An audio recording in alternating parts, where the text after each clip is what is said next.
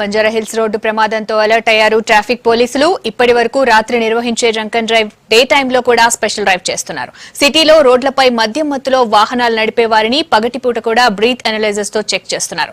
సిటీలోని పలు ప్రాంతాల్లో నిన్న డే టైంలో స్పెషల్ డ్రంక్ అండ్ డ్రైవ్ నిర్వహించిన ట్రాఫిక్ పోలీసులు ఒక్కరోజే 106 మంది మందుబాబులను అదుపులోకి తీసుకున్నారు. వీళ్లందరికీ బంజారాహిల్స్ పోలీస్ స్టేషన్ లో కౌన్సిలింగ్ ఇచ్చారు పోలీసులు.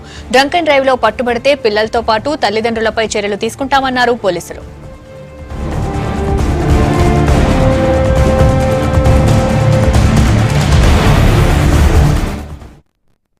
సిందర్లీ వితౌట్ డ్రైవింగ్ లైసెన్స్ డ్రైవ్ చేసినా గానీ వాళ్ళని కూడా కౌన్సిలింగ్ 3 days ఇవ్వడం జరుగుతుంది. అండ్ ఇప్పుడు మనకు నార్త్ డిస్ట్రిక్ట్ లో ఎస్పెషల్లీ కేబీఆర్ పార్క్ నుండి జూబ్లీ చెక్ పోస్ట్ కి మనం రెగ్యులర్ గా చూస్తా ఉన్నాము.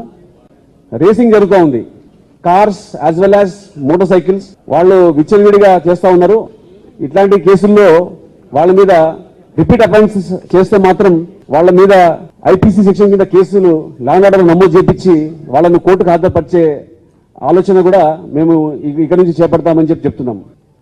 Dangerous driving, without helmet driving ఇటువంటి వాటికి పాల్పడ్డా కూడా వాళ్ళ మీద ఎంబీ యాక్ట్ కింద యాక్షన్ తీసుకోవడం జరుగుతుంది.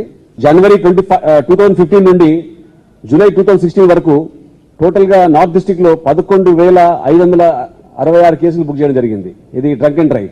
టోటల్ గా వచ్చి 2 wheelers 863, 3 wheelers 114, 4 wheelers 89 and total 1067 cases. So మనకు మైనర్స్ డ్రింక్ అండ్ డ్రైవ్ అనేది డే టైం లెక్క ఉందండి.